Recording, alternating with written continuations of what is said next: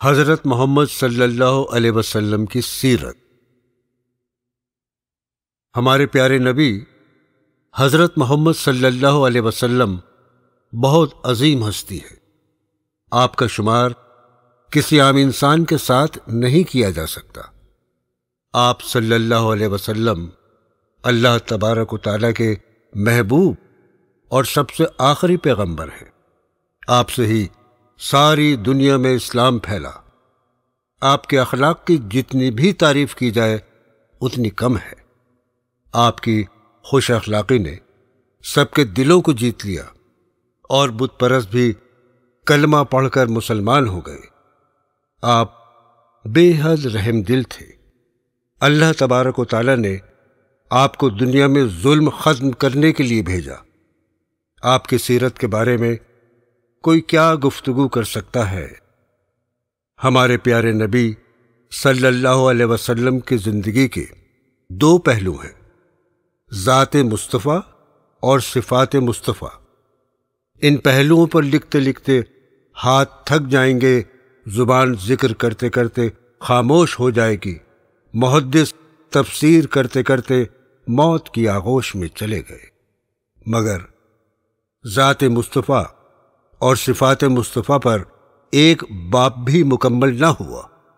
اس عظیم ہستی کے بارے میں کیا کہا جائے جس کے دست اقدس کی ایک انگلی اٹھتی ہے اور چاند کے دو ٹکڑے ہو جاتے ہیں، جس کے ایک اشارے سے درخت اپنی جڑوں کو توڑ کر اور زمین کو پھاڑ کر آپ کی بارگاہ میں حاضر ہو جاتا ہے۔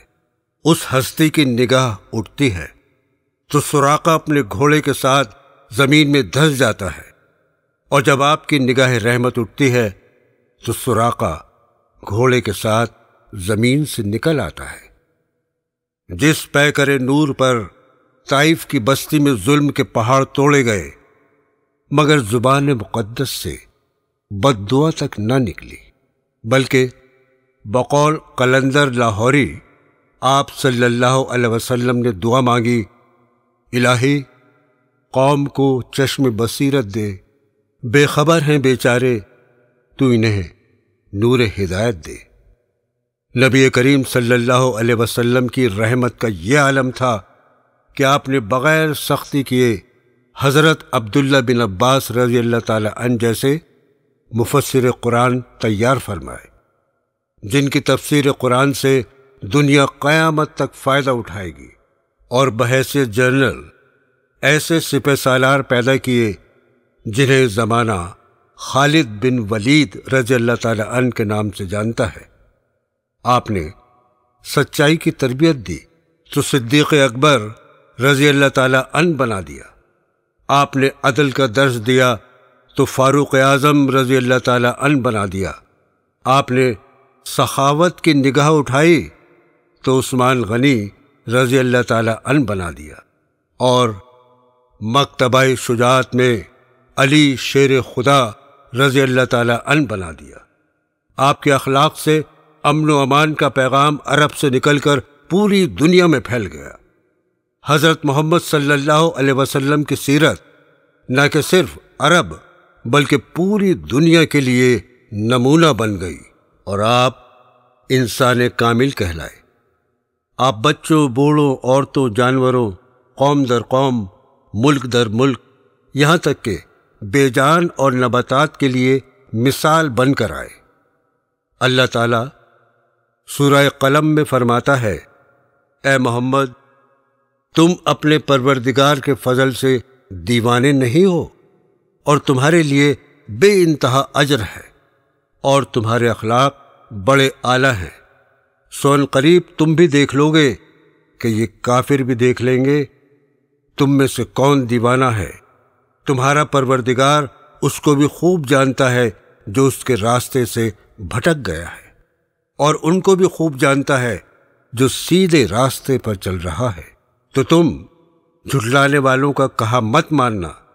یہ لوگ چاہتے ہیں کہ تم نرمی اختیار کرو تو یہ بھی نرم ہو جائیں گے، اور کسی ایسے شخص کے کہنے میں نہ آ جانا جو بہت قسمیں کھاتا ہو اور چغلی کرتا ہو، اور اس سبب سے مال اور بیٹے رکھتا ہے کہ یہ میرے کام آئیں گے، اور جب اس کو ہماری آیتیں پڑھ کر سنائی جاتی ہیں تو کہتا ہے کہ اگلے لوگوں کے افسانے ہیں یہ۔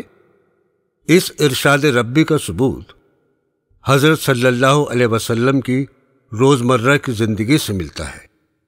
آپ کے آنے سے عورت کو اعلیٰ مقام ملا، اس کو دنیا میں انسانی حقوق سے مالا مال کیا گیا۔ اس دور میں لڑکیوں کو زندہ دفن کرنے کا رواج تھا، آپ نے سب سے پہلے اس رواج کا خاتمہ کیا۔ آپ کی سیرت ہر طبقے کے بچے کے لیے عام تھی، جس کی مثال آپ کی زندگی کے بے شمار واقعات ہیں۔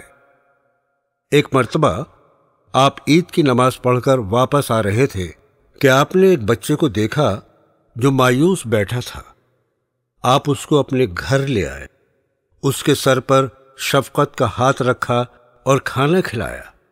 آپ صلی اللہ علیہ وسلم نے اپنی پوری زندگی میں کبھی بھی کسی غلام یا عورت پر ہاتھ نہیں اٹھایا۔ یہ آپ کی سیرت کا سایہ تھا کہ جب زید بن حارث رضی اللہ تعالی عنہ کے والدین ان کو لینے آئے تو انہوں نے جانے سے انکار کر دیا۔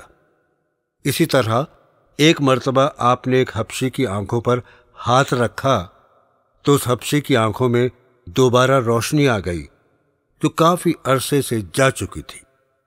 اس حبشی نے کہا، یا رسول اللہ، آپ کے سوا مجھ سے اتنی محبت کوئی نہیں کرتا جتنی آپ کرتے ہیں، جبکہ وہ انتہائی بد شکل اور غریب تھا، لیکن آپ صلی اللہ علیہ وسلم کے کردار نے یہ مثال قائم کی، کسی کو بھی کمتر نہیں سمجھنا چاہیے۔ آپ صلی اللہ علیہ وسلم کا کردار قیدیوں کے لیے بھی بے مثال تھا۔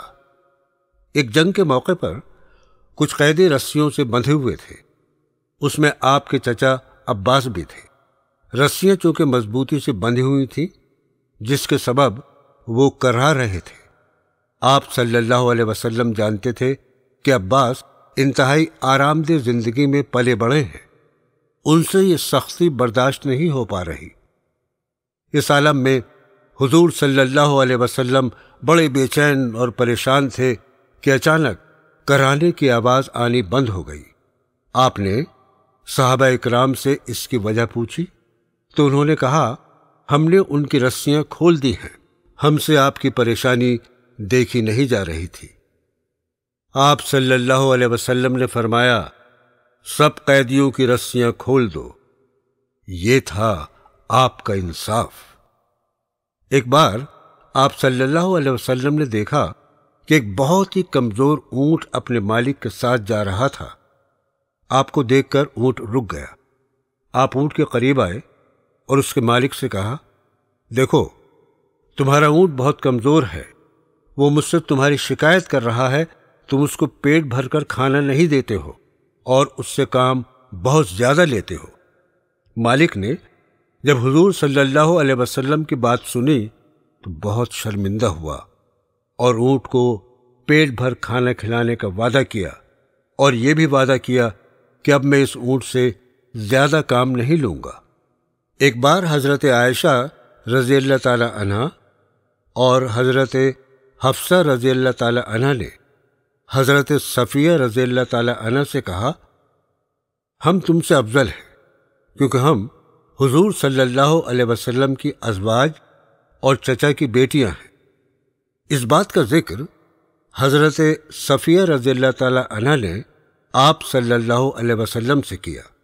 آپ نے انتہائی حکمت عملی سے کام لیا اور کہا، تمہیں کہنا تھا کہ تم مجھ سے کیسے افضل ہو سکتی ہو، کیونکہ حضرت محمد صلی اللہ علیہ وسلم میرے شوہر ہیں، ہارون میرے والد اور موسیٰ میرے چچا ہیں۔ ذرا غور کریں کہ آپ کے اخلاق نے یہ گوارا نہ کیا کہ ان کی بیوی اپنے آپ کو کمتر سمجھے۔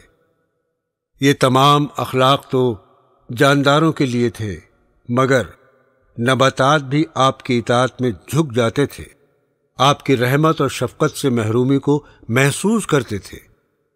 مسجد نبوی میں جس درخت کے سائے میں آپ صلی اللہ علیہ وسلم خطبہ دیتے تھے، وہاں ممبر تعمیر ہو گیا تو آپ نے خطبہ دینے کے بعد کہا کہ آج یہ درخت اداس ہے اور رو رہا ہے، یعنی یہ نظارہ آپ نے کشفی حالت میں دیکھا، پس آپ کی سیرت ہر خاص و عام کے لیے تھی۔ آپ کی بلند پایہ سیرت کا اعتراف نہ صرف آپ کے ماننے والوں نے کیا بلکہ غیروں نے بھی اس کا اعتراف کیا ہے۔ حضرت محمد صلی اللہ علیہ وسلم کی سیرت غیروں کی نظر میں بھی بہت معتبر ہے۔ ایک انگریز نے اپنی کتاب ہیروز لکھی ہے۔ یہ انگریز مصنف لکھتا ہے کہ محمد صلی اللہ علیہ وسلم ایک ایسے ہیرو ہیں کہ اگر وہ جنگ کے میدان میں جاتے تو اول، سپہ سالاری کے میدان میں جاتے تو اول، غرض کہ دنیا کا کوئی بھی میدان ہوتا تو آپ سب سے آگے ہوتے، اور اس نے آپ کو انسان کامل اور ہر میدان میں اول کہا ہے۔ اس کے علاوہ ابو سفیان اسلام لانے سے پہلے حضرت محمد صلی اللہ علیہ وسلم کے سب سے بڑے دشمن تھے، لیکن حبشہ کے بادشاہ نجاشی نے ان سے پوچھا کہ محمد صلی اللہ علیہ وسلم لوگوں کو کس طرح کی تعلیم دیتے ہیں، اور کیا انہوں نے کبھی تمہارے ساتھ بدسلوکی کی ہے؟ تو ابو سفیان کی زبان سے نکلا، اگر مجھ سے سچ پوچھیے تو محمد صلی اللہ علیہ وسلم دنیا کے سب سے اچھے انسان ہیں، اور وہ لوگوں کو بت پرستی سے روکتے ہیں اور صرف ایک اللہ کی عبادت کرنے کو کہتے ہیں، اور حسن اخلاق کی تعلیم دیتے ہیں، اور انہوں نے آج تک کسی کے بھی ساتھ کبھی کوئی بدسلوکی نہیں کی۔